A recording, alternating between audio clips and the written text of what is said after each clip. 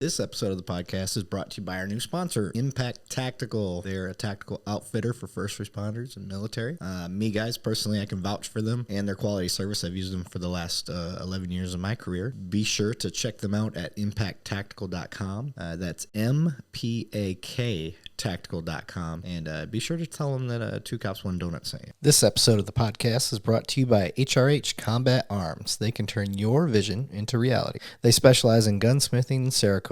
Your Cerakote specialist is Air Force veteran and retired police sergeant Paul Ware, aka the Sarge. He can Cerakote your firearms, auto parts, tools, even your sports equipment. This veteran-owned business is located at 5025 Saunders Suite 103, Fort Worth, Texas 76119. You can call them at 682-304-0363, and you can find them online at www.hrhcombatarms.com. That's www.hrhcombatarms.com.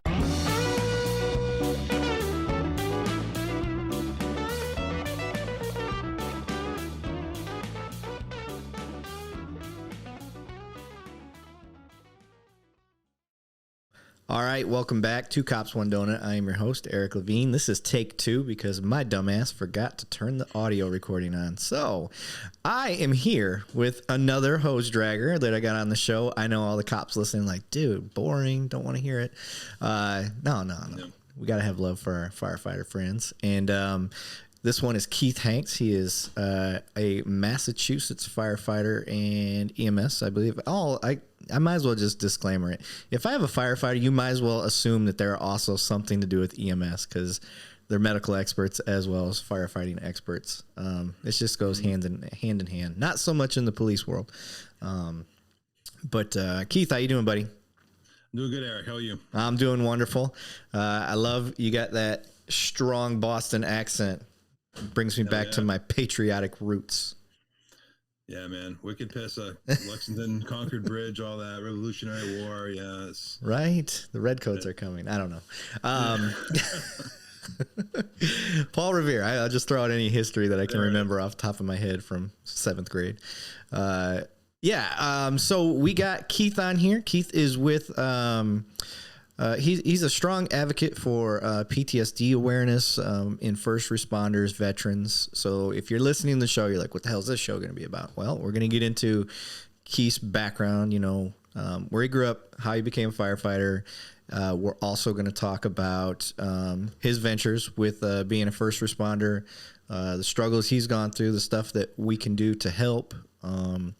Go down some personal stories, I'm sure. Talk about, Keith was telling me he was in a movie, so I'm excited to hear about that.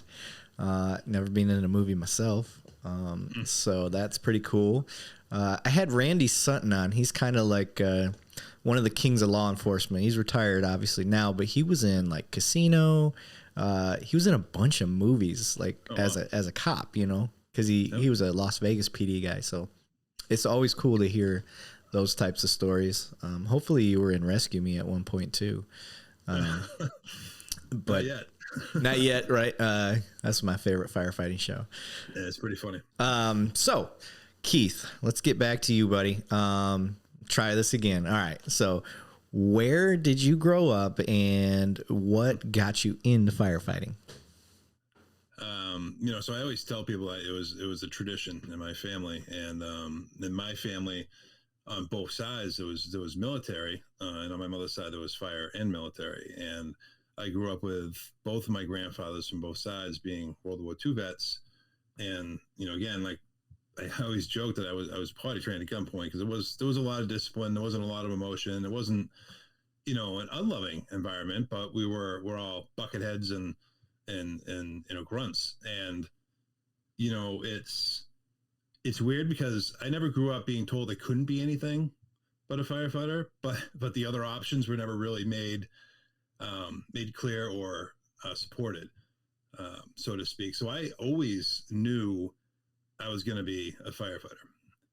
I grew up around the firehouse, watching my uncles go on calls, and helping the guys, clean the hose and sit around being privy to conversations that maybe a 7 or 8 year old shouldn't be. Yes. Choice words and maybe some choice beverages that were being back in the 80s in the firehouse, but different time. And, and it sort of concreted where I knew I wanted my life to kind of go.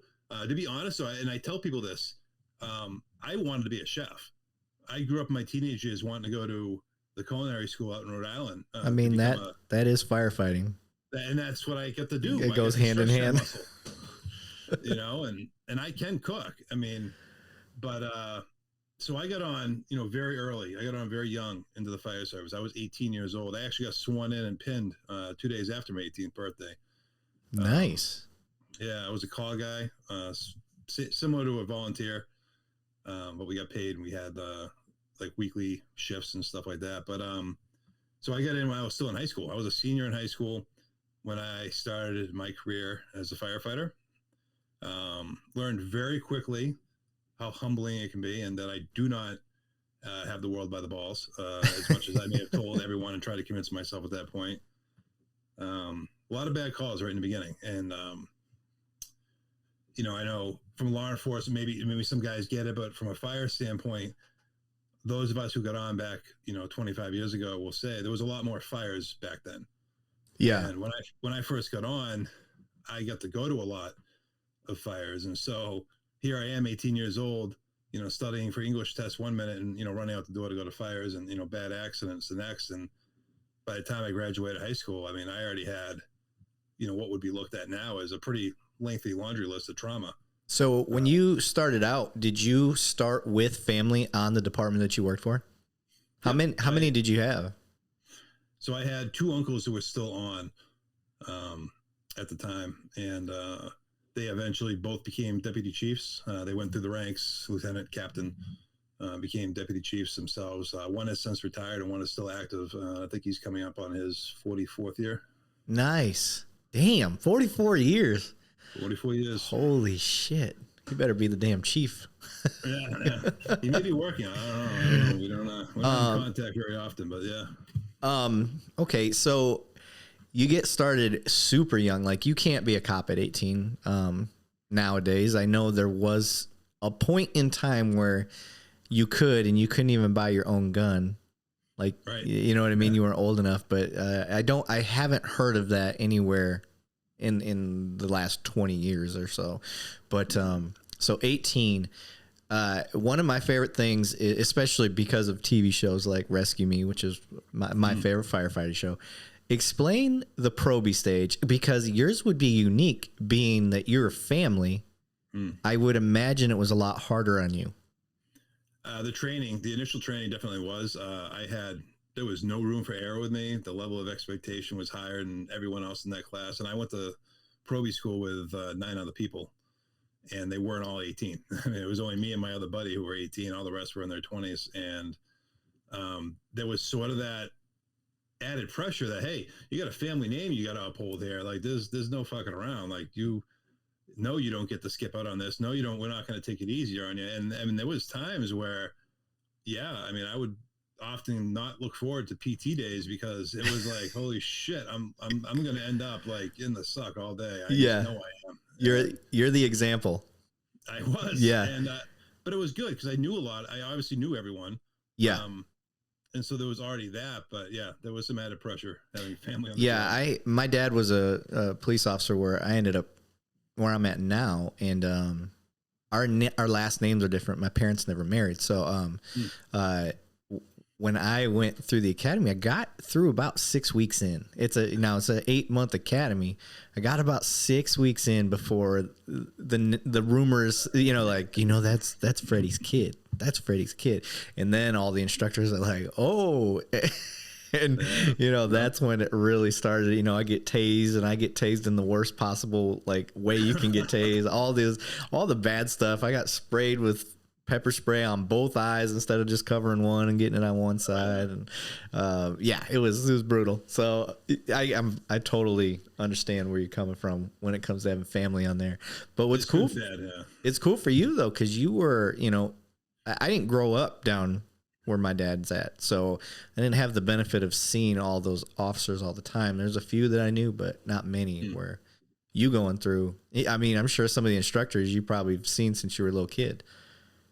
Yeah, I mean, a lot of them, I grew up having my family was relatively small. It was my mother and her three brothers, and because my parents split young, I didn't really talk to my father's side. But I always had like dozens of uncles and aunts, and either the wives used to babysit me when I was little, or I played with their kids, or their older siblings used to watch me. And so it was like this big family. So like I knew everyone before I even stepped in the door and even filled out that application when I was 17 technically. Tell me, okay, so I've talked about this before on my show with some other guys kind of like in our situation. I didn't become a cop necessarily because of my dad. I mean, that was a factor, but I don't think it was the big factor. Well, I think one of the biggest factors for me was seeing how my military family, my first responder family, during like family reunions and stuff like that, when we'd all get together, that's who everybody respected and gravitated around. Like they didn't gravitate around, Brian, who works over in the factory. Like they didn't gravitate over in Aunt Gladys, who's, a insurance adjuster. They all gravitated towards, Uncle Mike, the cop, Uncle Brian, the Air Force guy, all this stuff. So I guess as a kid, that's what the impression that I got. And I think I just wanted to earn my family's respect in a sense. I think that was kind of a big driving force. Was that the same for you? That was definitely part of it, for sure. I mean, there was that, being around those family events and those fire department events from a young age, and just seeing, like you said, the level of respect, the level of just like, these are the go-to people. That was definitely a large percentage of it, because I grew up wanting to be that person, wanting to be that, that respected person, and the go-to. Yeah. And part of this show is I want to educate citizens that don't see this side. And I also want to educate our first responders, like, that there's relatable things, or there's, 100 ways to skin a cat, so to say. Like there's just, my perspective on something for a cop that followed the same exact path I did. It's going to be different. So maybe they can learn something from that. Firefighter can learn from something that you talk about on here, that he's like, well, I've been doing the job a lot longer than he has. And all of a sudden you say something and the light bulb goes off.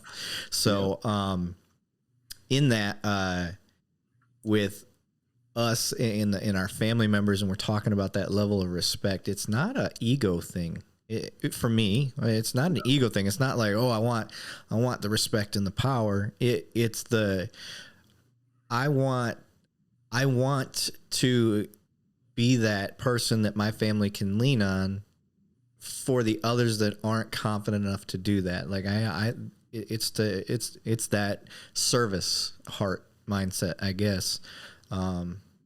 It's hard to explain. It is. Cause the more I'm trying to think of how to articulate it, I'm like, you know what?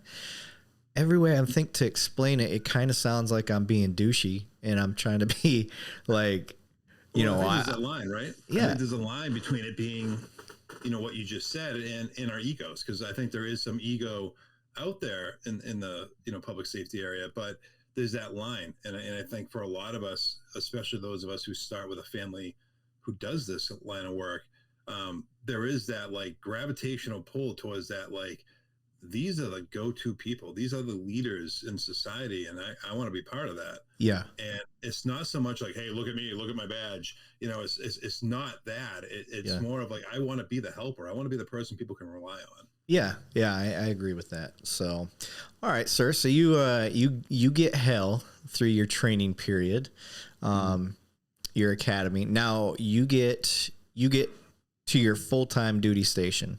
You got family there. What is that first year like? So you got to remember, when I started, I was a call guy, so I didn't actually do shifts yet. And my family was pretty much just on call at the time. However, because of where I lived, the town I lived in had 3 fire stations, and they assigned you based on your geographical position. Oh, okay. And so when I technically got on, I was downtown, so I got assigned to the downtown engine and ladder. And my uncles were both assigned to one of the outlying stations at the time. And because I spent more time at my grandmother's where they were, I often would be up at that station. So oftentimes they were my commanding senior firefighters, and eventually my youngest uncle became my lieutenant. Oh, really? Yeah. Okay. That'd be fun. That sounds like it'd be fun. Again, family can be our hardest critic, so that may not be a good thing for you. So, all right. So you do your first year, and you're 18, so you're young as shit, doing a big boy job. Big girl job too, guys. I'm not being sexist, I promise. But speaking of, any female firefighters on the department while you were there? So when I first got on, I actually went through my initial training with a female. Oh, okay. Yep. I had a female firefighter on not too long ago, and you know she had some unique perspective and stories and stuff to tell. And the place that she's at still doesn't have a female bathroom in some of the firehouses for her. And I'm just like, yeah, that wasn't a thing back then. Everything was either co-ed or you don't go to the bathroom, you don't shower. So it was yeah. I'm like, damn, it's 2022. Like, step it up, guys. Okay, so you get going. How long is your career so far? How long have you been a firefighter? So I technically retired in 2017 due to PTSD. I actually went on disability. Okay. So this would be my 26th year. Okay. So we, one of the things that I've learned through doing the show is we've had some PTSD talks and stuff like that. And one thing that somebody pointed out was the cumulative post-traumatic stress.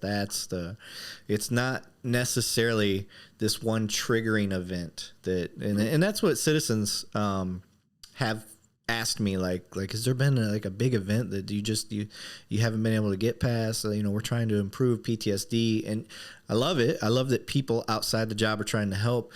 But when you got people that have done the job, you do start to talk about some of that stuff, you're like, it's never been one event. Yes, can I remember something real bad? Yeah, I can remember some bad stuff, but it's the accumulation of the 5-6 bad calls you saw just in one shift, or the 200-300 calls you've gotten over the course of 4 years, and it just adds up, and all of a sudden, boom, like there it is. Like, you don't even, like, this was recent, and I don't consider myself a person that suffers from crippling PTS at all, but I did get triggered on something that I never expected. It was a show about domestic violence, and this woman is like a survivor of domestic violence. And I've said this on the show, I'm sorry if you've heard me say this, but it was scripted by somebody that lived it, because all the stuff they were doing and saying, the mannerisms of the actors, everything, it was like I was on a call of somebody that I've tried to help deal with over the course of, a couple of years. And I'm like just breaking down. My wife's like, what's wrong? And I'm like, I can't help it. Like, this is like too real for me. And for whatever reason, it flared up, and I was just like, Jesus Christ, get it together, Levine. You don't see it coming, Yeah. That's part of the problem right now. But yeah, it's definitely that's the part that I want to harp on for people, is it's a cumulative thing, just a traumatic event after traumatic event. And it's hand in hand. If I'm on a traumatic scene, firefighters can be right behind me. Yep. They're going to be right there. They're going to be a part of it. We make sure the scene's secure. We don't want firefighters getting shot at, and then they come up and they got to deal with the aftermath. So I would almost argue that the firefighters have to deal with kind of more of the emotionally impactful side, because now the real conversations are having, is everybody okay? And you're assessing, and you're doing what you got to do. Cops, we're okay at it, but we're not experts. I think we're all pretty bad at it, honestly. I mean, it's the no last way. 5 years, I think things are getting better, but I don't know if one's better than the other. There's some big gaps out there.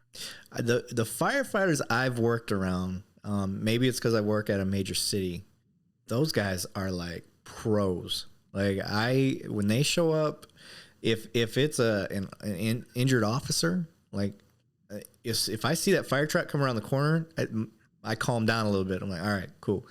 Right. Our FD guys are pretty spot on, and obviously, that can't be the case for everybody. You know, cities have different money, different training, different priorities based on where they're at. But where you're at, I mean, you've seen the good and the bad, so you tell me, sir. Well, it's you know, it's weird because so my fire career was pretty much smaller municipalities, you know, towns like 10,000 people. Okay. But my EMS career, which is where I did a lot of trauma, was all inner city based, and I worked in at the time I was working at it, the city I was in was the #2 for murders in New England. Ooh. And Lawrence, Mass, and it was a very violent city. I mean, I did more violent based calls and domestic violence and rapes and stuff like that than I have done in my entire career in that city. And it's so like you're, one of your points of being with a big city department, they got their shit squared away, right? And you do see a sort of transition when it comes to like especially resource availability on some of the bigger, better funded departments. And you know, on our end, it was the same way. You know, you see the blue lights come around the corner when you're on a call and you don't have them there yet, and it was like this. Okay, all right, we got some backup now, and we used to use the cops a lot. I mean, there was a lot of scenarios where the cops weren't always available when we were, and so we were going in, you know, without seeing safety. Oh yeah, yeah. Our guys now, they like, if they get there before us, they're like, we're staging. Like they let us know on the radio, hey, we're staging. Or they're like, hurry your ass up. I'm like, all right, we're coming. You know, got hung up in traffic. People move for that fire truck more than they move for police cars. It's a lot bigger, man. It's a lot bigger. They got more to lose, I think. Yeah, absolutely.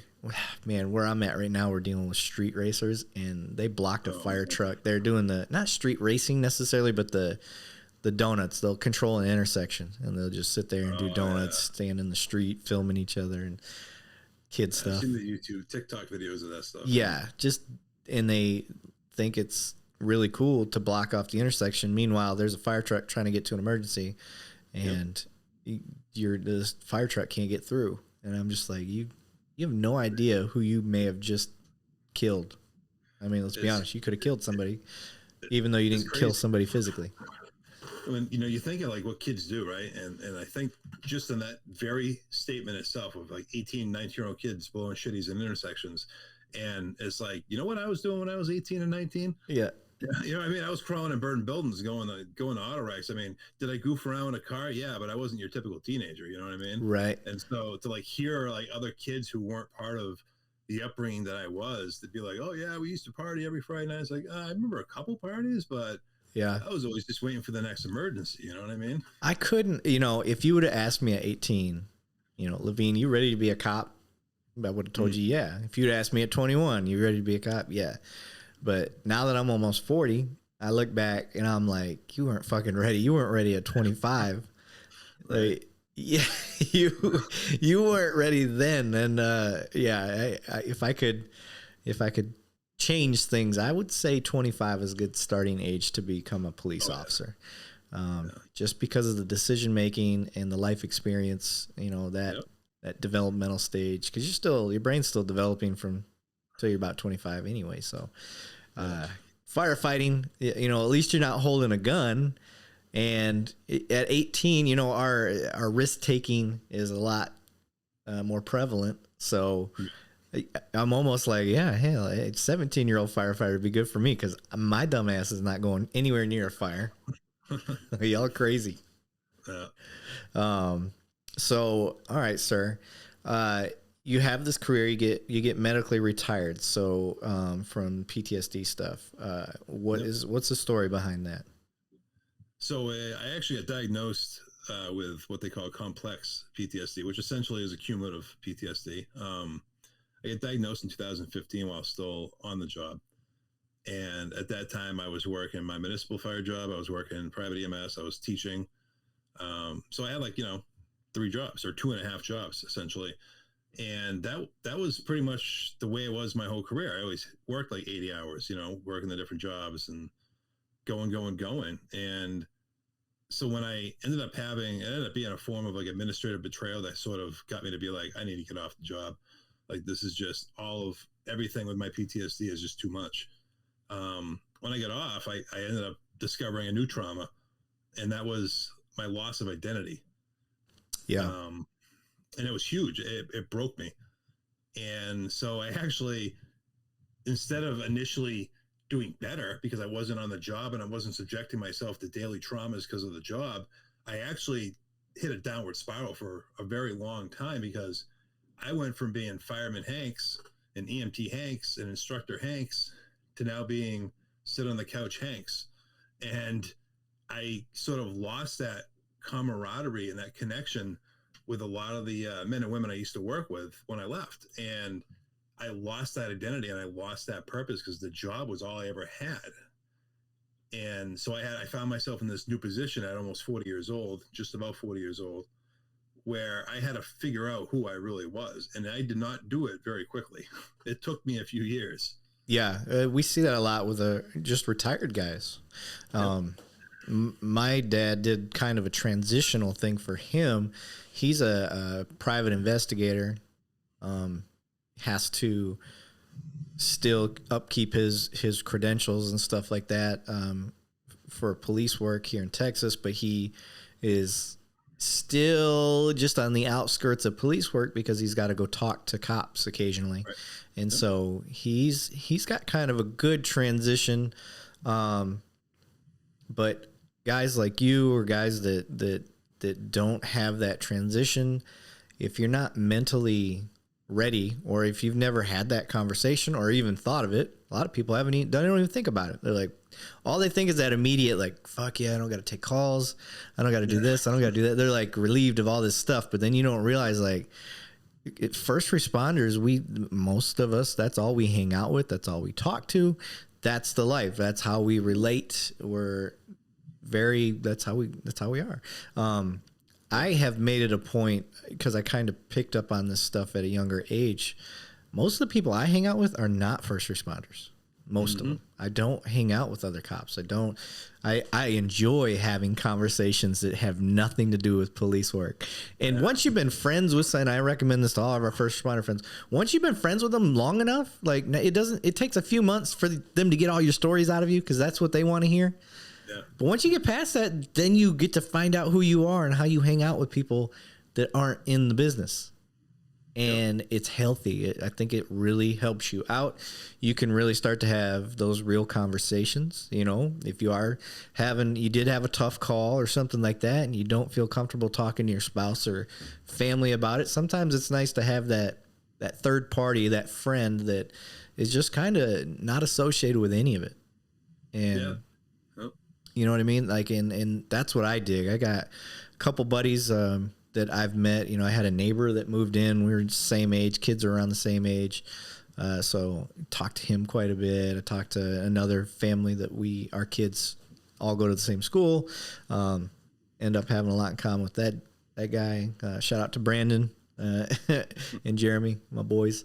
But yeah, that identity, and I'm trying to explain it to people like that aren't in the first responder world.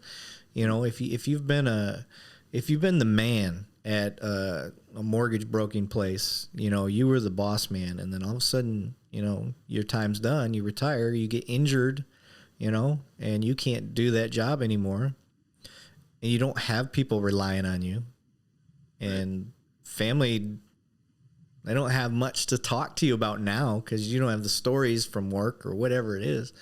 Like that's a rough go. So I can imagine, like, how long do you think it took you from retirement to finally getting your head wrapped around?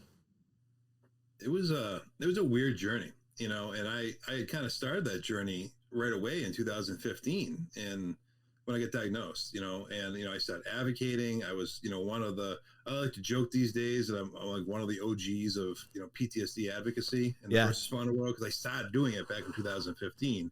And, you know, I thought I was on this good path. And then 2007, you know, fall 2017 hits, and I come off the job, I come off the ambulance, you know, my circle of friends who are all first responders kind of walk away.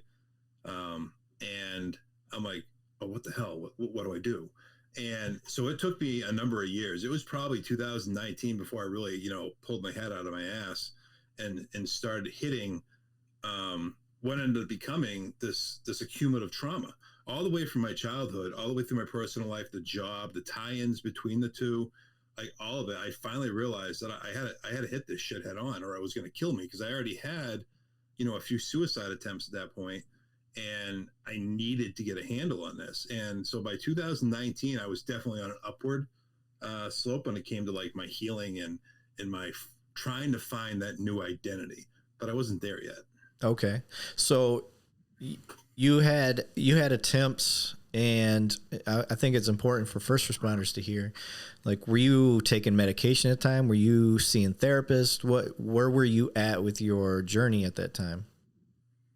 So I had pretty much been seeing a therapist since I was a kid, off and on.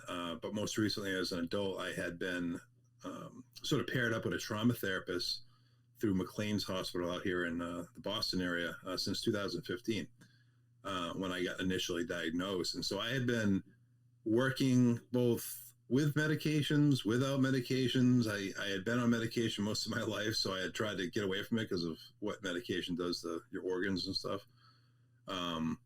But with, come 2000, say summer of 2019, I hadn't had an attempt since the beginning of 2011. And at that point in 2011, I was still pretty highly medicated with stuff. And, years later, we end up finding out that like 2/3 of those medications have psychotic and suicidal effects. Yeah. And it's like, well, why am I taking these?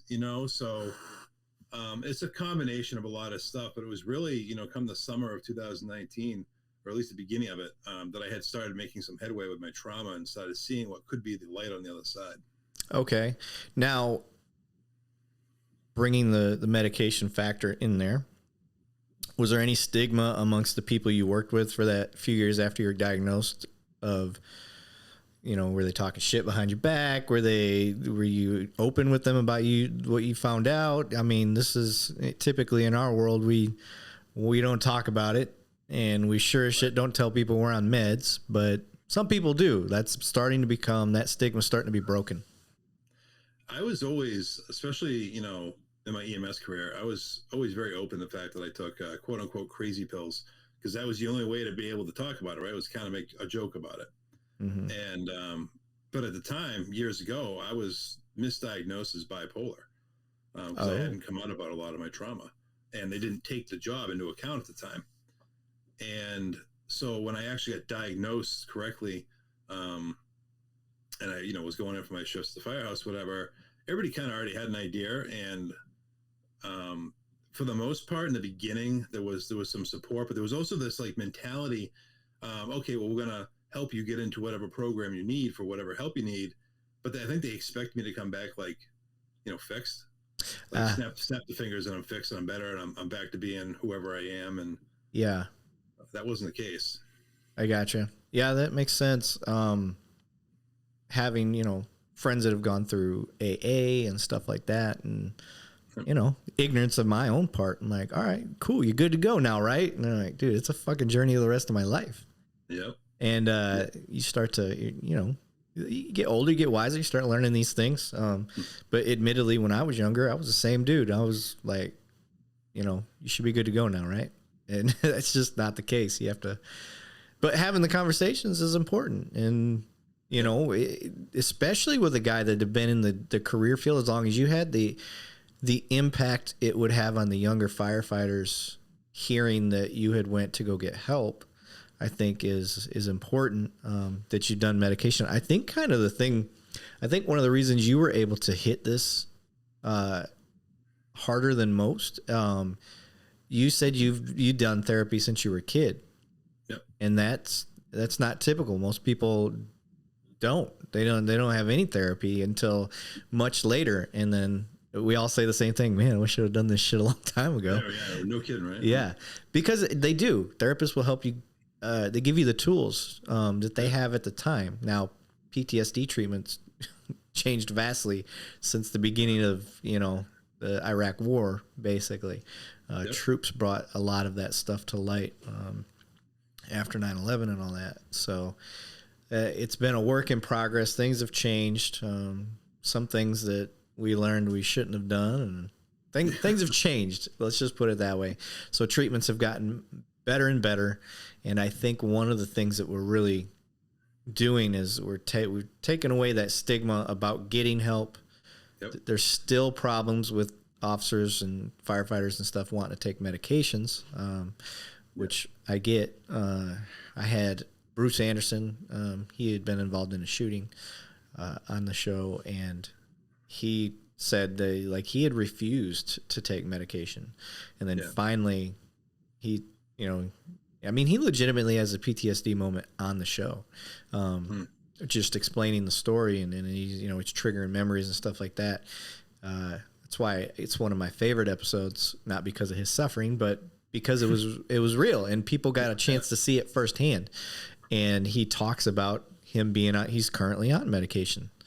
And I had an officer from Washington, D.C., and then an officer from the state of Washington reach out to me and say that one episode alone helped them get the courage, I guess, to do medications. Like, they're like, I avoided it, but after hearing his story and seeing how well he says he's doing now, like, that gave them the bump they needed to go get help. So yeah, I mean, knowledge is power, and when it comes to mental health and mental wellness specifically, the more you know, the better you'll be. And that's all it is just being able to talk about this stuff. And whether it's the resources and the treatment available, or just the fact that, what we do for work can kind of suck at times. And we just need to sometimes talk about that shit. Yeah. There's an argument. Okay. I want to see what your response to this is, that I've heard from citizens that aren't so not so pro police. Everybody loves firefighters for the most part. So maybe you'll be able to help us out. So there's this statement that I hear over and over. You signed up for it. You knew what you were getting into. Well, you got, I see you're getting comfortable, sir. Tell me what you got on that. I have always loved when someone has said that to me, especially recently. And I always tell them, something, I was not a dummy. I grew up around this stuff. I knew exactly what I was going to see. You are 100% right. I did sign up to go to bad calls. I signed up to go to everyone else in society's worst day. I 100% did. You're right. But what I didn't sign up for was the lack of resources and the lack of training and knowledge when it comes to how these things were going to affect me and those I worked with. And that's usually what I say to people, because when I got on in the 90s, we didn't talk about this. You did a bad fire, you did a bad call, you sat on the tailboard of the truck outside the station drinking a beer or smoking a butt. Yeah. And yeah, we signed up for that stuff 100%. And I tell people this all the time. If you could put me in a fire truck and have me 24/7 just going to fires, I could probably do the job again. It's the downtime. It's the time that I get to think. It's the time that I get to process all this stuff. And that's not what we signed up for, is how all that stuff sits up there and sort of breaks us down and turns us, in some cases, into very angry people because we don't know what we're feeling. And that was my thing. I was an angry person, and I'm a big guy. I'm 6'5", and I've always been 260 plus pounds. And when I get angry, that can come across very, very bad, even if I'm not intending to be. Yeah. You know what I mean? I mean, I've sort of worked on my more approachable smile these days, but I mean, there was a time when you just didn't go near Hanks. And a lot of us in this field, especially, where we're seeing a lot of focus on the law enforcement, we're seeing some of what are people who are dealing with unresolved trauma, and they are internally like just angry, and they become these targets. And it's like, that's not what we signed up for. We didn't want to become that person. We want to help others. We want to put our lives on the line, but we want to be able to process this, and we want people to help us do it. Yeah. A lot of times in the police side of things, I see where I start to notice the signs and symptoms of people are the cynical. They're real cynical about everything. And I'm just like, what did you sign up for? Like, you've lost sight of why you got into this, and you've allowed the accumulative stress of this job to make you start seeing the worst in things and become angry. And it's just like, if you point that out to somebody, now here comes the arguments, you know, you're going to start arguing with coworkers and shit like that. And they're like, that's just me. It's just how I am. Like, you're not ready. But it isn't. But it isn't. It isn't. That's what I say. I'm like, yeah, you may have always been a sarcastic guy, but mean-spirited people, for the most part, I would hope, or people that they don't sign up to do these types of jobs. You know, especially on the firefighting side, your job is purely helping people. My side, I got to actually, like, you know, I got to be a dick sometimes. I got to be in the enforcement side. I guess there are some firefighters that get to be assholes. They got to go right, you know, violations and stuff like that. So the fire marshals and fire marshals, yeah, but they're not really firefighters. We won't call them that. That's a whole nother subject. That's why I always use the blanket term bucket heads, because even the fire marshals have to wear a bucket. So yeah. Okay, so when you sign, I'm going to change the subject real quick, and we'll come back. But when you sign up to be a firefighter, a fire marshal goes to the same school, right?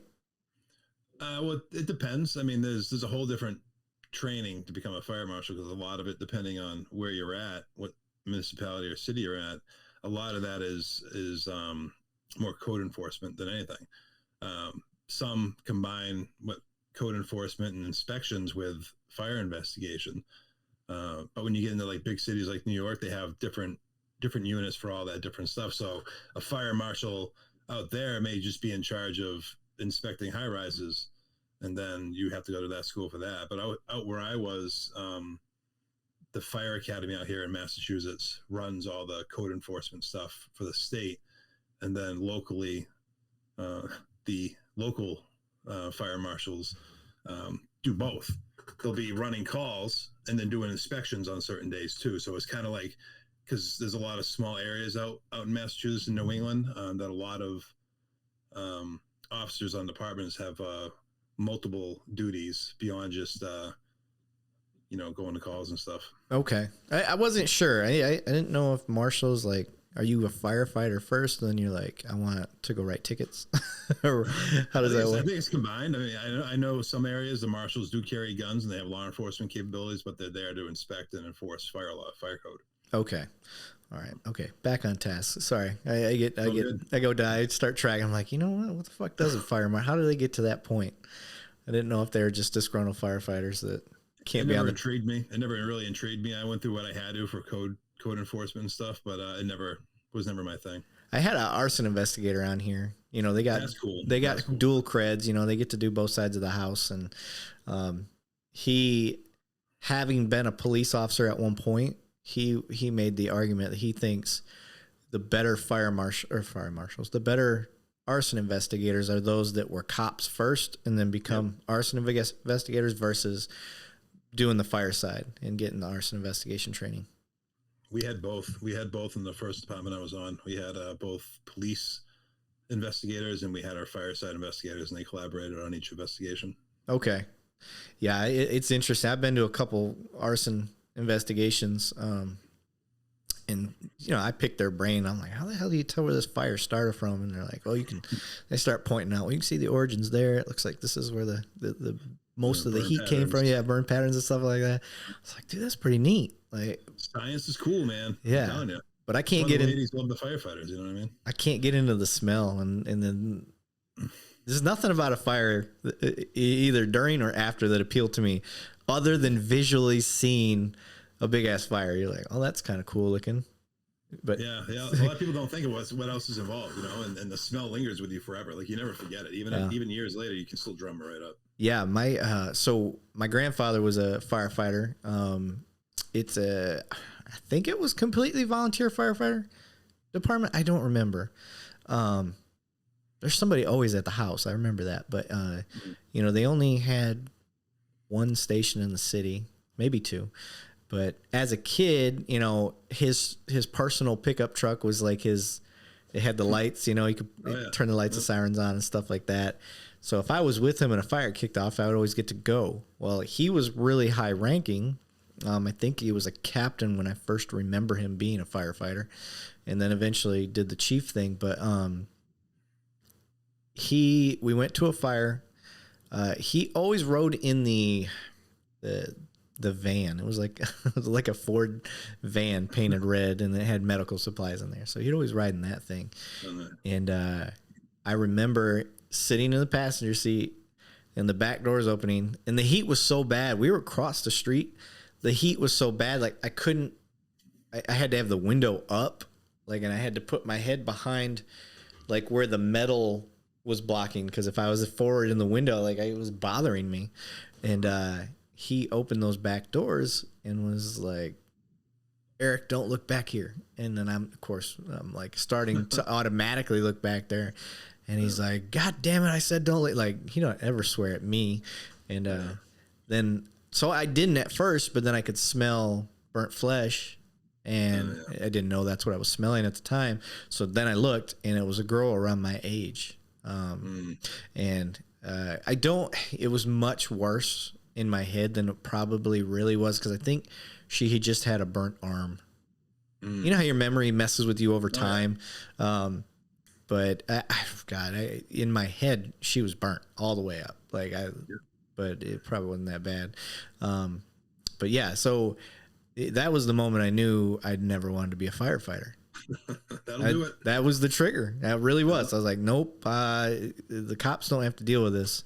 So, but that is the side of the house during a fire. Like, I remember even, when the fire was extended, we had to go back the next day. I say my grandpa babysat me quite a bit as a kid, and he had to go back out there, and, the investigators were checking stuff out, but house is still smoldering. There's still like a little bit of heat and smoke coming off of it, but it's soaked. They doused it as much as they could. And it has a unique smell to it. Burnt houses do. It's weird, and this is coming from a cop. Like, I'm not a pro at this at all. We have fires all the time, but I'm never a part of them. I don't even get close to them. They do have a unique smell, and as you go on in life, you get like, oh, that's a campfire, and then you're like, oh no, that's building materials burning. That's that's probably someone's house, and you just pick up on it. Yep, and where I'm at, the city's so damn big. Towards the center of the city, like the more towards the center of the city are, the farther out you can see in most places. So I'll see the smoke coming up, and I'm automatically like, that's not a natural fire. That's something bad. So let's head that direction and make sure everything's good to go. But yeah, dude, it's dealing with fires in themselves and all of the things that come with it. I don't think a lot of people understand just the dynamics of it. It's more than you guys ripping your hose out there and just putting water on it. Like I said before, I mean, there's a science to all of it, and we're starting to see more of that implemented in training, across the country as the the early 2000s kicked off, and then we started seeing that a lot of what we were initially doing and what we were initially being trained to do was actually making things worse. And really, yeah, some of what we some departments were being trained to do were actually counterproductive to getting a fire out in a more timely or less destructive fashion. And these days, because back in the 90s, if someone went and got a degree in fire science, it was like, oh, why do you need to be a nerd in this? We go out and we put fires out.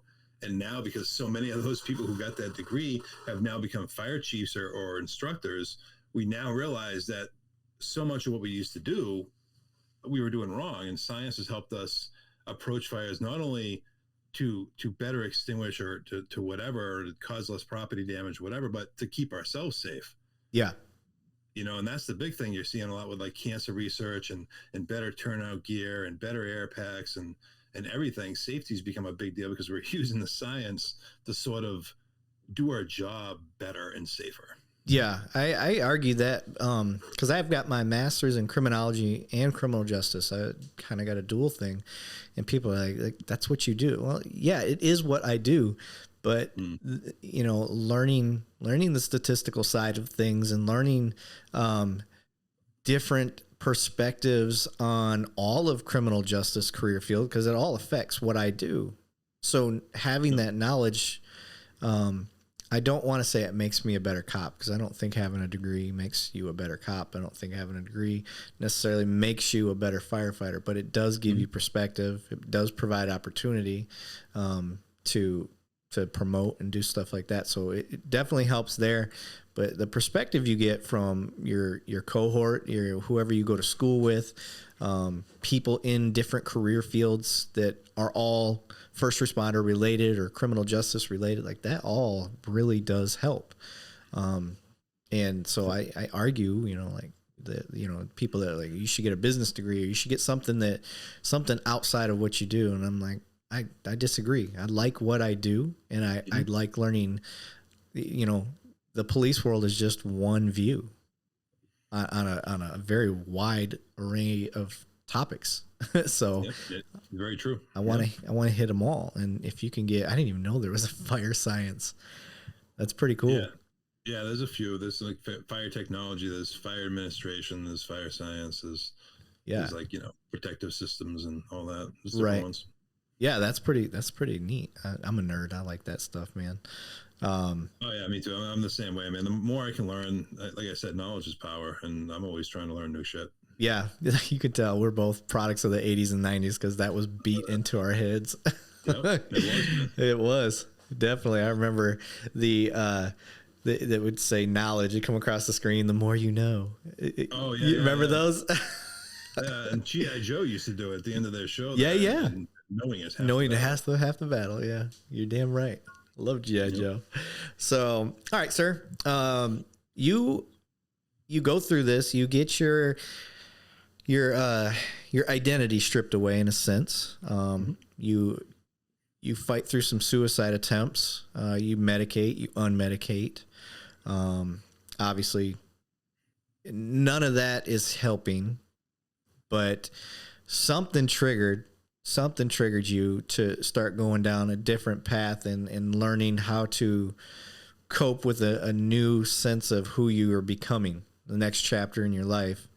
What was there an event? Was it some epiphany that hit you? How did you start flipping the script so other people going through this same thing can hear it and say, you know what, maybe I'll try that?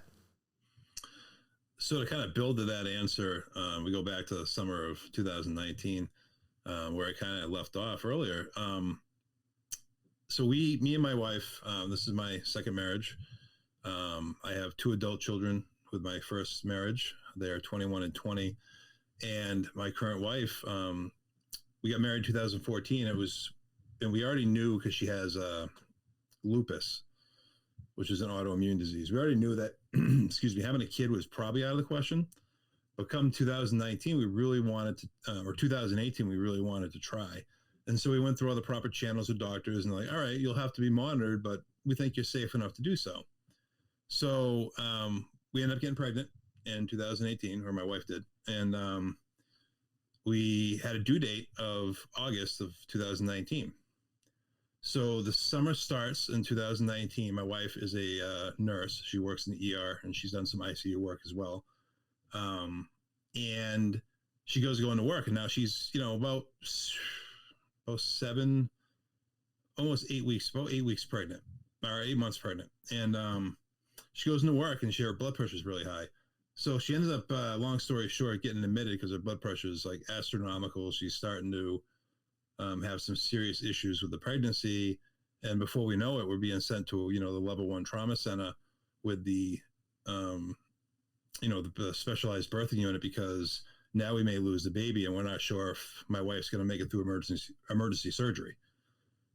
Backfiller to this part of the story, my first wife was killed in a car accident in 2003.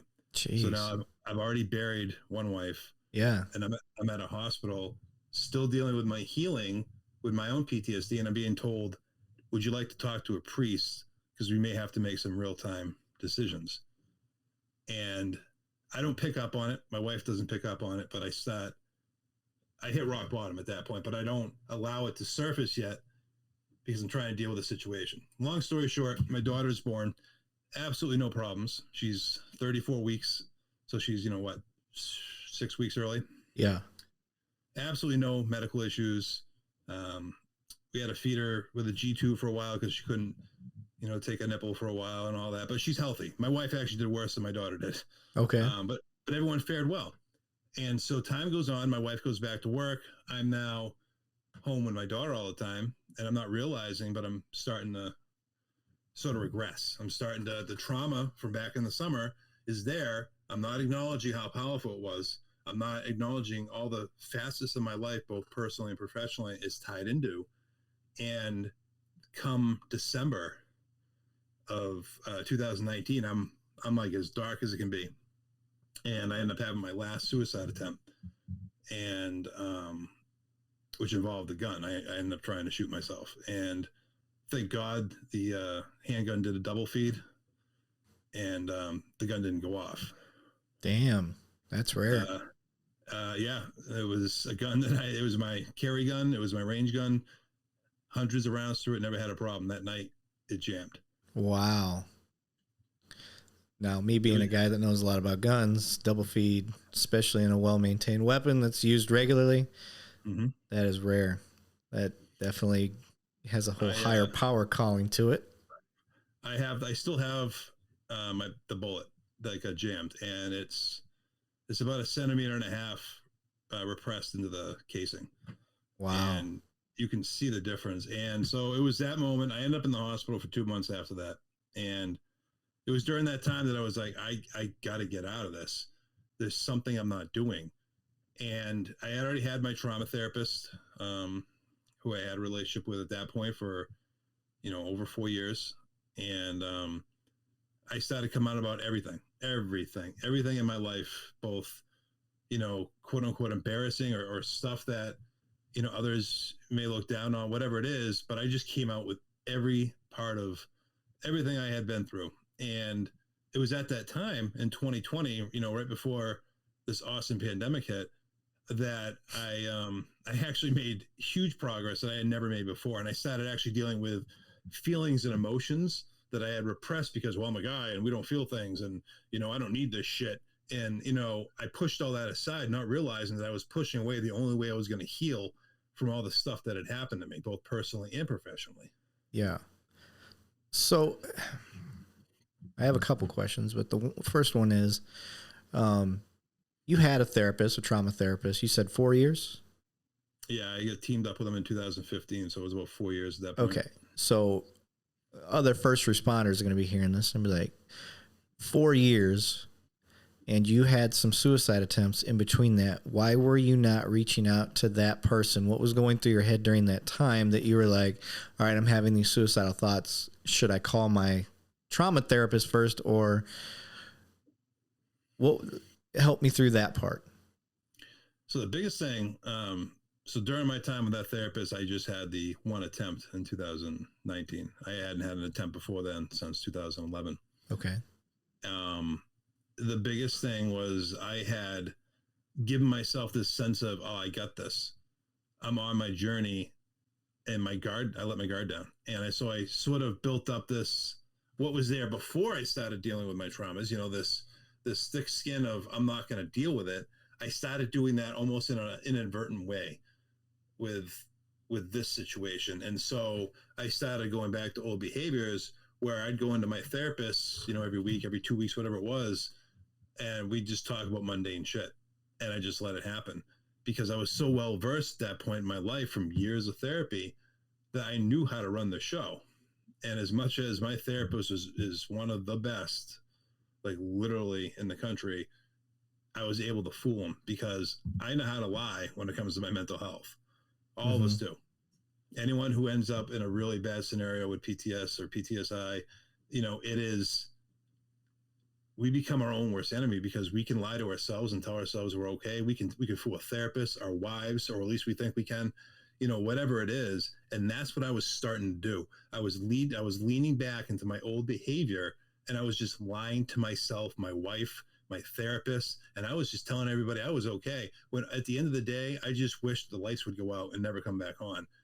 And it wasn't because I wanted to die, because none of us who have had, as far as I can tell with the conversations I've had, none of us that have had suicide attempts actually want to die. We want the pain to go away. Yeah. We want all that shit in our head to shut off, or at least to have some control over it. And because it was going so rampant again, I just disconnected and started just telling everybody what I always had told everybody for years. No, I'm good. I'm fine. Everything is great. Okay. You said PTSI. What is PTSI? So these days, it's a lot of, because of research, because a lot that's been done with veterans, there's more science and more of the medical community leaning towards calling it an injury, because it is an injury. So PTSI, PTSD, they're interchangeable, but a lot of us are trying to call it an injury because it's not an illness. It's not a disorder. It's not actually a mental illness. It's actually a mental injury. Okay. That makes sense. Yeah, I'm trying. One of the last guys I talked to about PTSD and stuff like that, he's like, we call it PTS. It's just hard to stop saying PTSD because we've kind of indoctrinated ourselves with it over the last 10, 15 years. So I am a part of that. I constantly say PTSD, but I want to fix my vernacular. So PTSI is interesting. I haven't heard that one yet, so I will start trying to use that. So the night that the double feed happens, I'm trying to help anybody recognize what was going on. It's going to be different for everybody. I get that, but maybe yours is unique, or maybe your patterns will help somebody else self-reflect before, a moment of truth like that. What was going through your head that entire day? Like what can somebody else get from it to where they can start to see that downward cycle? So the biggest thing that I've realized, and I've applied it to what I do when I talk to other people, whether it's peer support or, whatever it is there wasn't anyone actually asking me if I was safe. No one was actually asking me at any point in any of the conversations, are you going to kill yourself? And as a society, it's a scary set of phrases because we almost don't want to hear what they're going to say. And I'm guilty of that myself. But for me, at the time, that was part of the issue. And what happened that night in 2019, December, it changed the whole conversation when it came to me and my wife, and how from there on out, we dealt with my PTSI. When she would, from when that happened, instead of just being like, hey, you good? She could feel out a situation, ask certain questions that would eventually lead to her needing to ask me, are you safe? Are you going to hurt yourself? And it sounds really corny. It sounds like something out of an after school special, but it's literally that simple that can be the question that's going to get someone, and you're going to be able to tell instantly if they're thinking about it. Yeah. That's going to, make them kind of be like, skip a beat or be like, no, I'm not. And that was really it. That was really what was missing at that point for me, was that no one was asking that question. It's no fault of their own, because I had everyone fooled. I was telling everyone I was good, and I was really good at it. And that was the missing piece. And I found through my own experience these days on the peer support end, and being, on the other end of all this and now helping people with it, that when I've asked that, and I'm the bluntest guy you'll probably ever meet. I literally asked that in peer support meetings and stuff. I've been like, are you going to kill yourself? Do you have a plan? And that is what gets people to be like, okay, this person's serious. Most of the time, that is what gets people to be like, okay, I can tell this person this. Mm-hmm. Now, when you had your suicide attempts, were they spur of the moment? With was it spur of the moment in the last 5 minutes? Was it spur of the moment you've been thinking about it that day, or was this a week long? I've had a plan. I'm finally built up the courage. This is what I'm going to do. What was the process for you? So I always tell people, and I'm very open about this these days, and I think it does help people. There is a difference between being suicidal with a plan and just living a life where you're constantly thinking of not existing, and which is essentially being suicidal. There is a difference. I was always at a point where I wished I didn't want to exist. So I guess that could be construed as being suicidal, but I didn't always have a plan. Okay. And the last attempt, I had been upset all day, and I had sort of been thinking about it, but it wasn't until the very moment that I hit it and I was like, that's it, I'm done. But I'd always kind of lived in a mindset until I really healed, of being like, oh geez, I just wish today would just end and tomorrow wouldn't begin or whatever. So there's a difference. Yeah.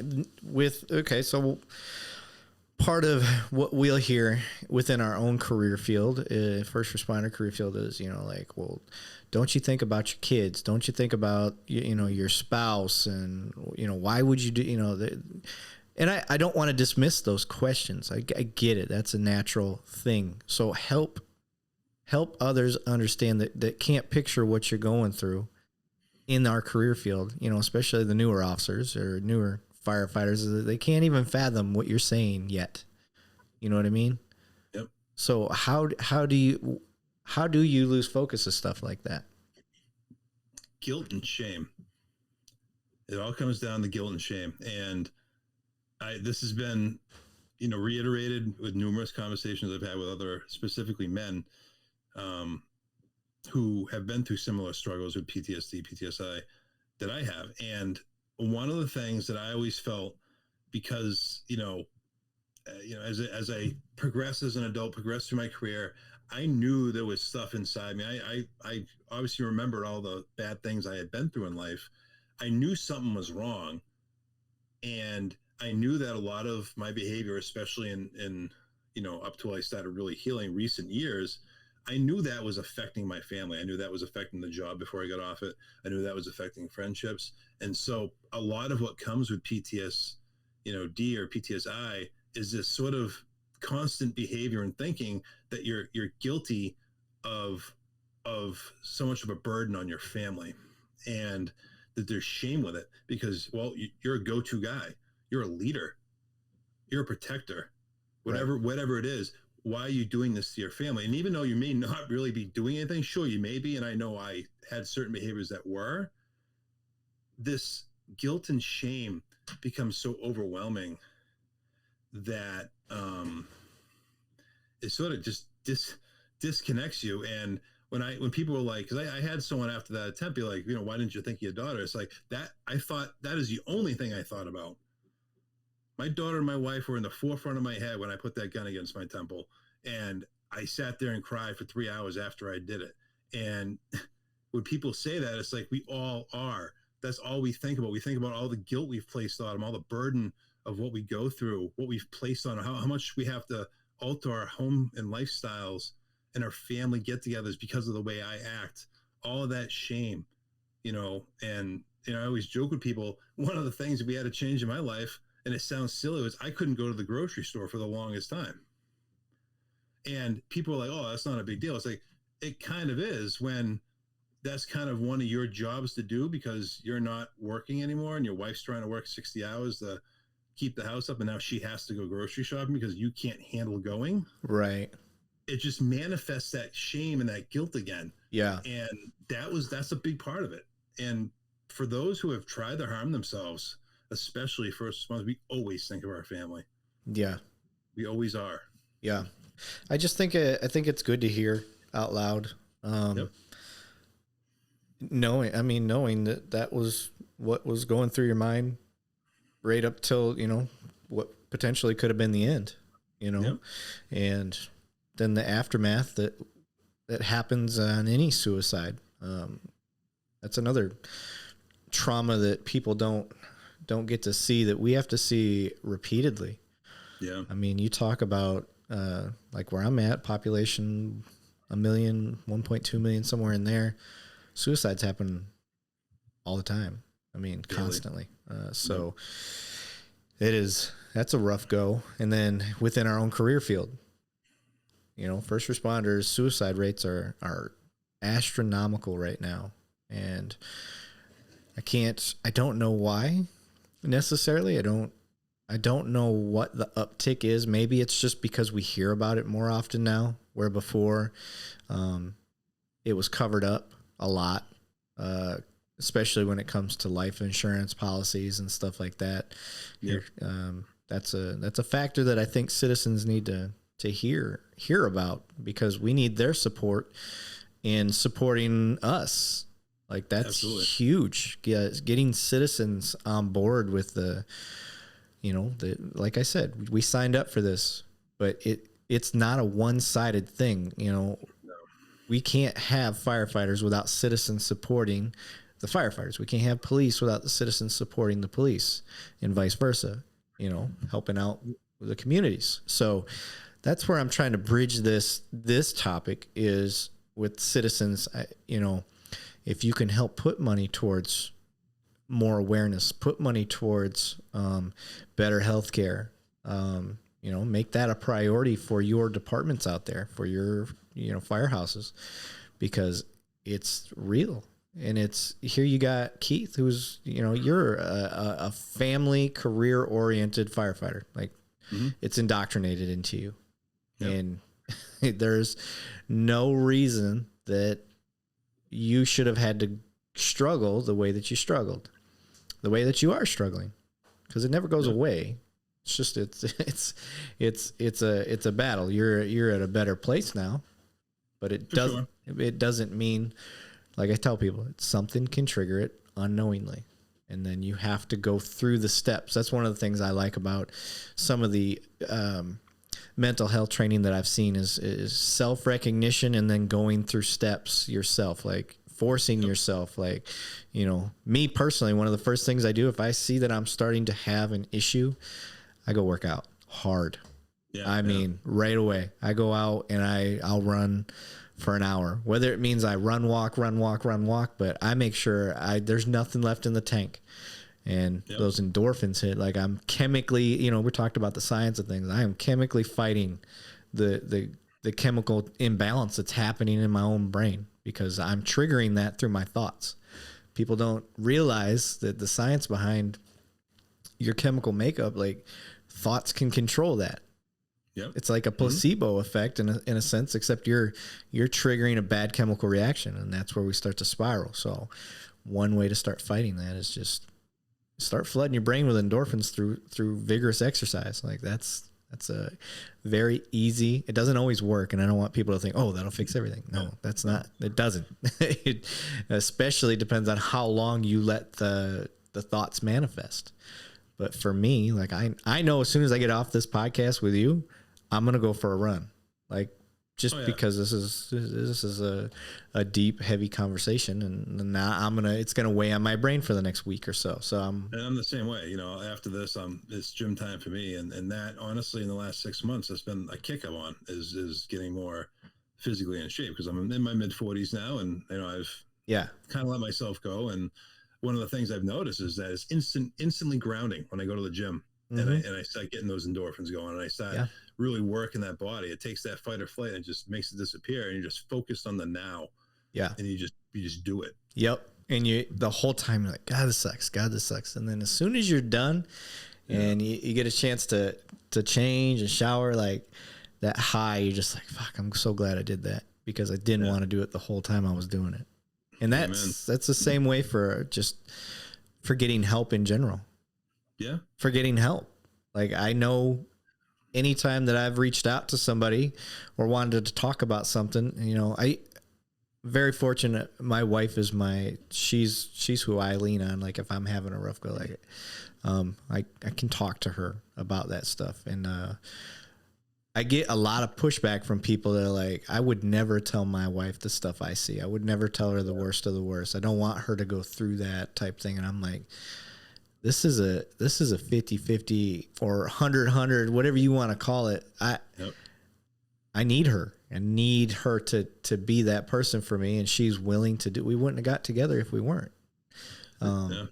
So she hears the worst of the worst. She understands, and she helps with that burden. Now she's going through nursing school. She's oh, nice. We're both the same age, grew up together, and she decided she wanted to be a nurse, and so she graduates in December. And she's going to be, catching babies, and like that's her whole thing. She wants to be the labor and delivery. Labor and delivery. Yeah, it's always good to be on the bringing life into instead of watching life exit. That's a nice place to be. But she's fully aware that it could, could turn bad.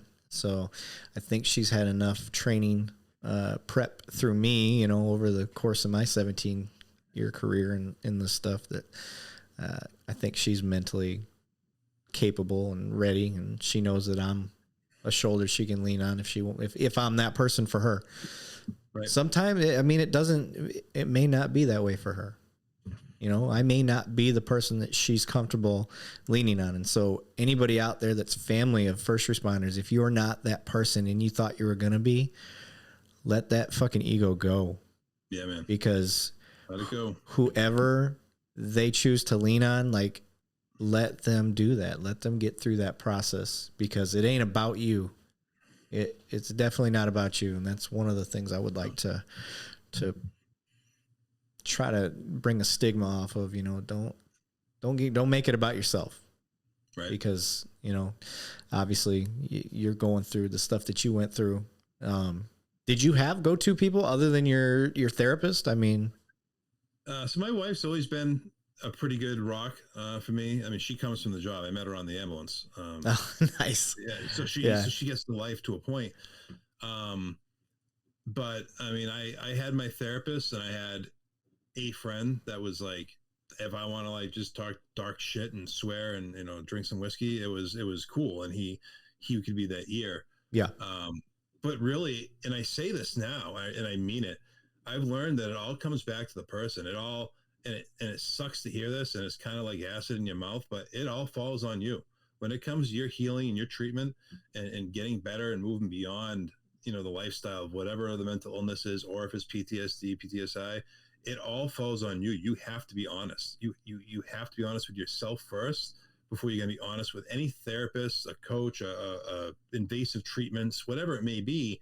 You're not going to be honest with them if you're not being honest with yourself. And I've had to learn that the hard way, very hard way. And so what I kind of preach these days is that you gotta learn what you can control and what you can't. And the only thing you control is your reaction to a situation. And that reaction to the situation of healing is you have to be honest, and you have to face the music, because you've already gone through that stuff. Whether it's childhood stuff, personal stuff, the job, whatever it is, you've been through it. All it is now is a memory and a reaction waiting to happen. Yeah. Yeah. It's that simple. You know what I mean? So I tell people, you got to be honest. Yeah. You're a good guest to have on for this. And I'll tell you why, from my perspective. You are the epitome of the man's man dude, hard-nosed fucking Boston accent. Yeah, just like, 6'5", fucking beast already. So grew up in this shit, you understand the old choir practice. You grew up through all that shit, and here you are now advocating for something that guys like you, I don't put myself in that category, because I look at myself as a nerd pussy that, like Star Wars, and, I just don't. But I don't see myself in that genre. But you're there. For me, you're there. And you're out here advocating for that. So you're in this. You're in the uptick now. What I consider you're moving towards the goal, the good side of things, and you're trying to get awareness out there. So I'm going to bring up on the screen.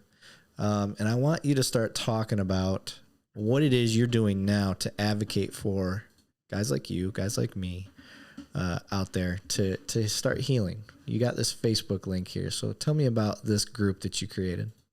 So this group here, which is PTSD Awareness for First Responders and Veterans, I actually started myself back in the beginning of 2016 after my diagnosis.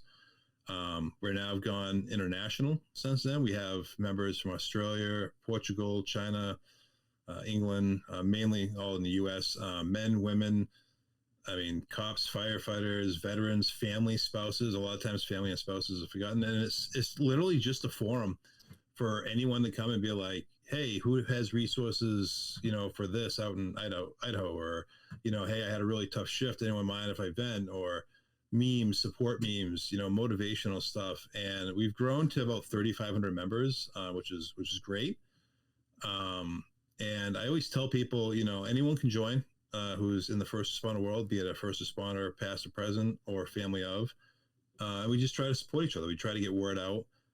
It's one of the several groups I run. This is technically my group, but I moderate several others. And if you spend enough time on Facebook doing things, you actually can find quite a few first responder support groups for PTSD and especially addiction stuff. They are out there, and every so many weeks I'll put up links to all these different groups, so people have resources, and that's really what we're trying to do with a lot of the people that I've networked with in the recent year or so is getting these resources to the people that need them, and just helping people find their way through this lifestyle that is the public safety sector. Yeah, for those just listening, this is kind of a new feature that I'm trying to help get more people get their money's worth, I guess you could say, even though it's free, on the YouTube page that we have. So if you're listening, what you're seeing right now, his private group is called PTSD Awareness for First Responders and Veterans. So if you try to find it, I do have it right here on the screen. You can type that in, that title, to find it. I got it on this YouTube thing here, so you can see the links and know where to go and know what the pictures look like. Who's this lady here? Is this somebody you know, or is this just a picture you grabbed? So this is one of the other moderators grabbed it as a generic picture of someone we don't really know. Oh, okay. That's probably best. Have it anonymous. And then, okay, so you got that. You are also a coach for first responders, or at least I saw this on your page. So explain first responders coaching. So I am the director of business development for first responder coaching. And we have obviously we have a website, which is 1strespondercoaching.org. But we also have a Facebook page. We have a page, and then we have a group where a lot of similar posts to what my group does. But obviously a lot of it's based around what the business model is. And the business model for coaching it's very similar to therapy in the general way it's set up.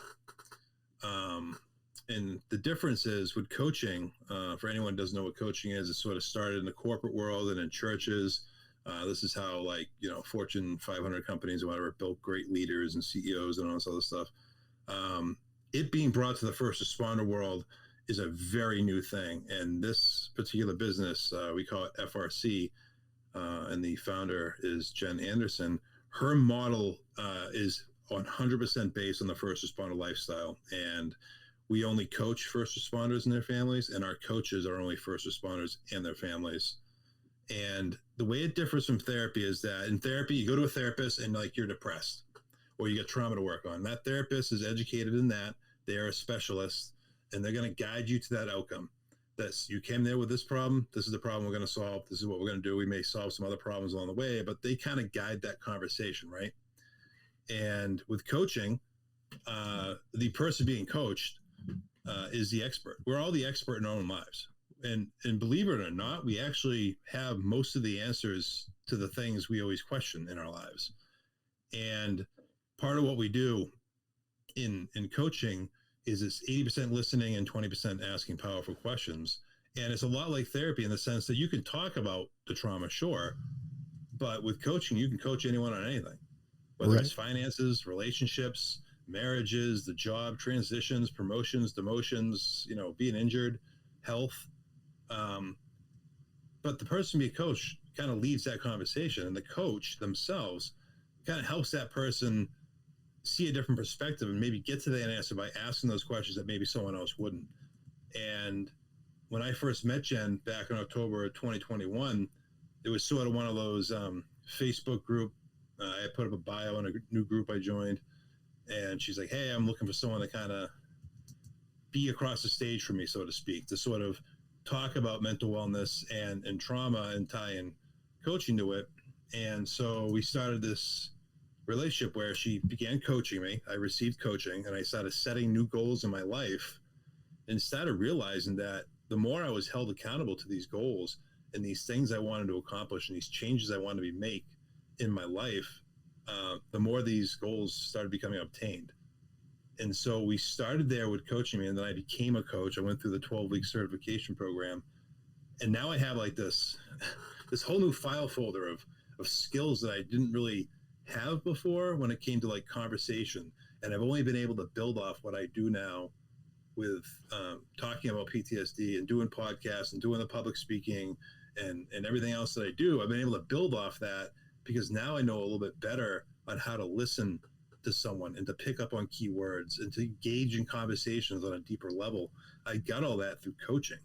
Yeah. And it's helped not only my professional life and like networking and like the peer groups, but it's helped my personal life, like my relationship with my wife, where we now are a lot more open with each other about stuff that we weren't before, because we now can have these conversations that are a little bit more structured, where we're actually listening to the other person instead of just talking to the other person. Yeah.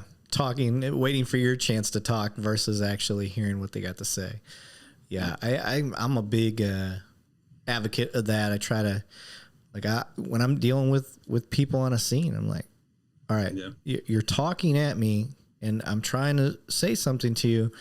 And I'm getting the impression that you're just waiting to talk. You're not hearing what I'm saying. And when you point it out to somebody, it's not that people are doing that to be an asshole necessarily. Sometimes they are, but a lot of times they don't stop to think about that for a second. Like, oh shit, yeah, I'm not trying to hear anything he's saying. I'm just trying to get what's off my mind. And as soon as he's done rambling, you know, so that's what's fun about these long conversations. Like I super enjoy doing this, and that's probably why I've been doing it for over a year now.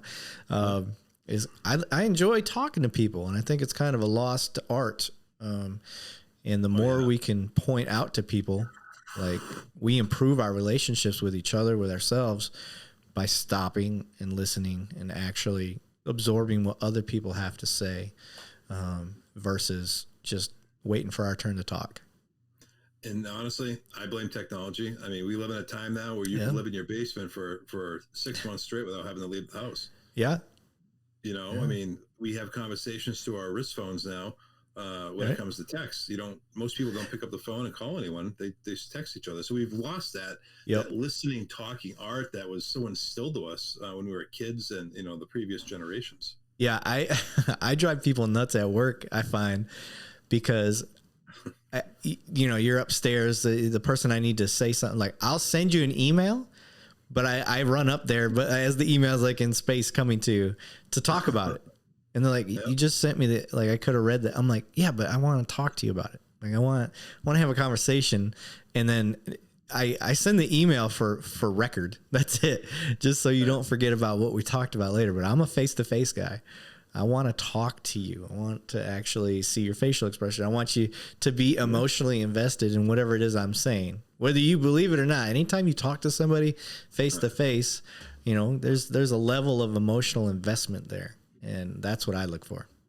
Absolutely. I'm the same way. Oh, I'm trying to click on this picture. So I'm on, if you're also looking for Keith's Instagram, I have that on the page right now. Where is it? There it is. There's the link. It is K Hanks, common spelling, the letter K, HANKSMZ. I don't know what MZ stands for, though. That's my initials for my first two kids. Oh, okay. Yeah, Morgan and Zach. Gotcha. Yep, you're a product of the 80s and 90s. Yeah. I see. If you would have done it backwards, I would have said Zach Morris from Saved by the Bell. Yeah. That's funny. I had a Zach Morris haircut for a while back in the 90s. Hell yeah. Yeah, I didn't wear it as good, though. But, so we got that. All right. So you're doing the coaching thing. Any good feel-good stories from successful cases of people you've coached? I think the biggest thing, I did a lot during my initial training. We did actually real-time coaching during my 12-week course. And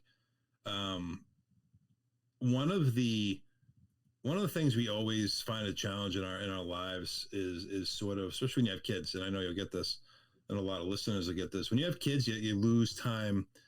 We tend to lose time with our spouses, and we forget that, we're parents, and we're husband and wife, but in most cases, we were best friends beforehand. And we always lose that we need our time too. And one of the biggest things I was able to do with someone that I was coaching during training was that, they were losing, this woman and her husband were losing their time together, their date nights. And it's like, okay, well, we worked through the conversation. Well, what's the hesitancy? Why aren't you making date nights? Right. And, the feel good part of this was they actually were able to figure out that they both felt so obligated as parents that they disregarded their marriage and their friendship for the sake of their kids. And that was actually causing issues within their relationship as husband and wife.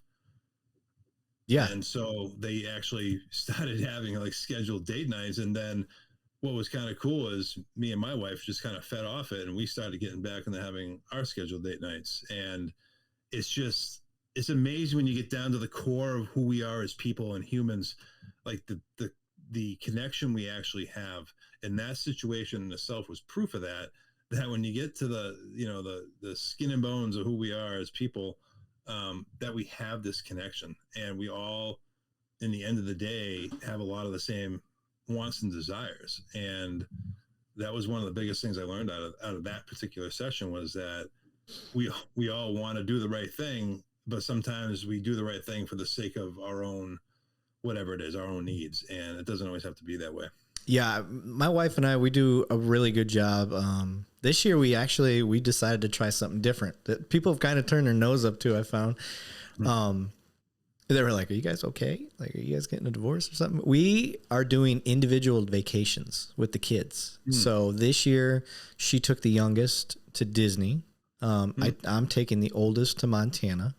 We're going to go to a dude ranch. She was born in Montana, so she's got kind of a emotional connection there. She doesn't remember it, but she wants to go visit her homeland, if you will. So we're going to go out there, ride horses, and be up in the mountains and do that type of thing. And then next year we're going to flip it. She's going to take the oldest out, and I'm going to take the youngest. So I don't know what we're going to do yet, but we also take a family vacation. So I think that's clutch. I think that's really good, because I think in the end, distance does make the heart grow fonder, but you're still doing stuff as a family. It's not like you are like, oh, I don't want to be on vacation. You guys have a purpose. Yeah. And that, I have been hearing a lot more of that in families. Yep. And it goes to, we have always been really good at making time for us. That's just been, God, I'm bragging a lot about my marriage today. I feel like it's not perfect, guys, I promise you, but these little things do help it. But yeah, we've taken our, personal vacations, and she's more the mama bear. So I've had to I'm like, no, we deserve us time. The kids need to see us have us time as well. That's the other thing, is like, they need to see you do that. So when they get in a relationship, they can justify to their spouse or their kids, like, no, this is mom and dad time. This is for us. Because everything we do is for you, but this is for us. So yeah, don't feel guilty, guys. Go out, have your vacations. You got to put the marriage has to be first, because that's the roots for the family. So it holds it together. Yep. And then putting yourself first for your own health. I mean, now we're talking about the PTSD. That's kind of the theme of this show. There is a point that you have to put yourself first. That's really hard for first responders to do. Yeah. Is look at themselves first. And we have no problem putting ourselves first when it comes to our career choice. Yeah, but it's different though, right? Because we have that helper mentality and we can't shut it off. Right. And I try to tell, I'm like, if you can realize that you were putting yourself first in a way, I mean, it doesn't have to be one way or the other, but you are. Like, no one could have told me or talked me out of my career choice. And who knows where me and my spouse would have been, because we've been dating basically since 7th grade, had she put her foot down and said, no, like, you're not doing that type of stuff. Like, right. We probably wouldn't have been together, because I would have chose that path. But luckily that didn't happen, and we don't have to talk about that hypothetical. She's gonna be listening. She'll be like, "What the fuck's that supposed to mean?" If I would have said no, you wouldn't have done it. Easy to say now, but yeah. So if you just flip your perspective a little bit, we have put ourselves first in stuff, and that's okay. That's fine. Getting help is fine. Putting your mental health, your physical health, all that stuff is okay to do. Don't feel bad for going and working out for 20 minutes, and the kids are at home, or, dinner wasn't made yet. Like, sometimes you can't help the timing of that stuff. You just got to go do it. Like, I have no idea what's going on in the house right now, but I know as soon as I get done with this, I'm going to go work out, and they're going to have to deal with it. And that's all right. Yep. Like, it's okay, because in the grand scheme of things, everything will be better for that. But, sir, we've been going an hour and a half. I think we've had do you got anything else that you want to get out there? The biggest thing is I just try to make sure people know that I'm out there, and, people like me are also out there. And, with the links you put up with Instagram and whatnot, in the Facebook group, I'm on pretty much all the major social media platforms. I have my own private page on Facebook. I do LinkedIn. I'm on Twitter. But the other thing that I do is, I just try to hit every facet of what's going on right now with PTSD and the stigma and mental health. And so, we did do, on a quick side note, we did do a quick feature-length documentary. We filmed one back in March. Oh yeah, we never even got to the movie part. Yeah, we don't have to wrap up yet. I want to hear about the movie. So I was actually able to con a couple, and I have to leave some of the details out of some of this until we get to the actual release part. But okay, specifically who they are, at least. I was able to con some Hollywood producers into wanting to do a documentary on my story, but more of we ended up interviewing 16 other people from the first responder world, but specifically my life at different parts, and we just started gaining some insight into PTSD and what it can look like, and some of the things to really look for, and particularly in me, because I'm such I'm actually not that it's bragging, I don't think, but I'm like a case study in a couple different institutions, because of what my situation is so non-stereotypical in a way. So what we were doing, what our purpose with this film was to kind of not only get resources out there and to push the message that it's okay and to not be okay, but to also give people some tools to be like, hey, this was someone who buried it and hid it really well, and went through all sorts of trauma from, his childhood all the way forward. And this is what some of the other people in his life, so this is what their perspective was on it. And so there's personal stories from other people, and then perspective on my story as well. So it kind of just gives this overlapping resource to people to be like, hey, this is what it may look like, or hey, just because they're the toughest of the tough and they got their shit together, or so it appears, they may be really hurting. And so we made this really powerful documentary that we're in post-production of now, and we're hoping to get it out. We're hoping to do the film festival thing, like the Sundance thing, and stuff like that, and then hopefully sell it to a streaming device, so they can get it out to everyone, everywhere, and people will start to talk about this stuff more. Well, if you do get it, send me a link, sir. I'll post it up on the Facebook page and all that stuff. Share that. Absolutely. Well, that's cool. So you got a little, I guess that's not technically acting, sir. That's just you being yourself. That's it, man. I'm not an actor. I always joke people, you're a Hollywood name. I'm like, no, I'm not an actor. I was just myself. I just stood in front of a camera for a while and talked about stuff. Yeah. No, that's awesome. I'm kind of excited to see that. I know of one Hollywood person that is a firefighter, and I cannot think of his name, but he's in all the Adam Sandler stuff. Steve Buscemi? Steve Buscemi. That's who I was thinking of. He's former FDNY. Yeah. Good dude. He puts out he advocates a lot for firefighters and stuff like that. And what's his face? Also from some Sandler films. He's all over the news lately about, the 9/11 aftermath as far as physical health and stuff like that. Comedian. Not Dennis Leary. No, not Leary. Jon Stewart. All right, yes. Yeah, that's who I was thinking of. Yeah. Yep. Jon Stewart, big advocate too. So I like seeing, the Hollywood type. I mean, they're not really advocating for police, but their heart's in the right place. Yeah, I think they're torn out in Hollywood, right? Because they want to keep their fans, and right now the law enforcement is such a hot topic. I know. I think they're trying to stick their ground or whatever. Yeah. Pick your distance, you know? It sounds like you need a podcast, sir. So there's thoughts with the coaching business of starting a podcast. No, don't even worry about the coaching business. You just put out, that can be an added bonus. That could be an added bonus, but you should have a podcast, man. Could be a firefighter, PTSD related, and then the, you know, let first responder coaching be like a sponsor or something. You know? Yeah, we've been talking about it. I enjoy doing them. I love talking to people. I mean, I love talking about the job, obviously, but I mean, I'll talk about anything. And it's, you know, over time, there's definitely been some interesting conversations on some of these podcasts. Yeah. So I like ending this stuff on fun notes and stuff. So in all your firefighting, what was your favorite thing about firefighting? What was your favorite thing to do? Favorite thing about it? What'd you love the most? You know, it was tough because I always joke people. No one ever invited us to their house when a litter of puppies was born or when they had extra birthday cake, right? And so for me, one of the funnest things was like dealing with the kids, and because it's not an emergency. You know, you go to the schools, you do your fire prevention, and you play Mr. Fireman, and you know you do your things. So the kids stop by the station, and like, I mean, let's face it. Most kids want to be firemen, at least for a little part of their childhood. For sure. You know, and like to deal with these very impressionable kids, and they just are like enthralled with what you do. They have no idea what you do in the grand scheme of things, but they see the fire trucks, they see you running in the burning buildings, and like you're the best thing since Superman.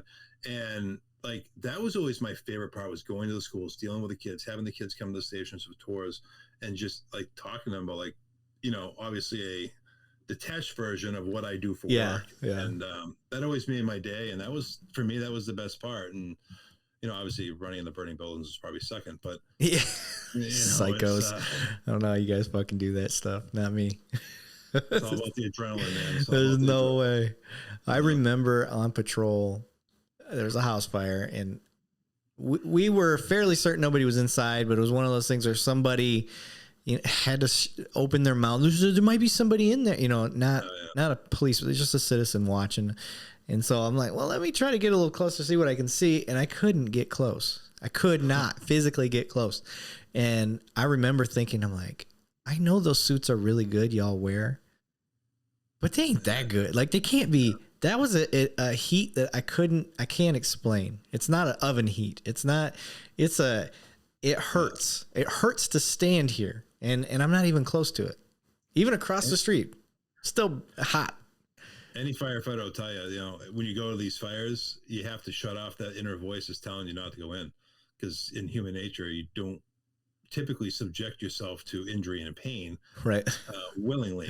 And so as a firefighter, there's a voice back there telling you shouldn't go in, but you know you have to. And so you tend to be able to shut it off. Yeah. I've had some intense car fires too that I'm just like, I can't, you know, you're trying to get close to make sure. And then luckily somebody's like, no, there's nobody inside. And you're like, okay, thank Jesus. Cause I don't know if I could have saved them. I think there's a thing with us first responders, when we know for a fact somebody's in jeopardy right now, it doesn't matter. We go.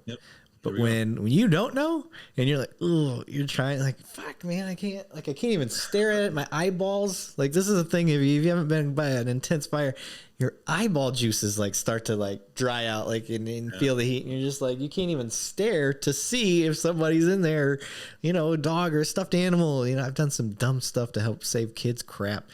Crawled down in a sewer for a Hulk. Somebody dropped their Hulk in a sewer. Oh, it's Hulk though, man. It was Hulk, you know? And so, I get down there and I'm sitting there thinking, like, I have no training in this. And here I am down inside here. I don't know what the hell could happen. Maybe there's maybe the ground can fall out from under me. I don't know. But anything. Yeah. Why am I saving a toy? Why am I saving a toy? Yeah. We do some dumb stuff when we know something's on the line. But yeah, buddy, I appreciate you being on here. I don't say this to everybody, but I think you having a podcast would be a cool thing. And take it from me, it's a slow build. It takes long.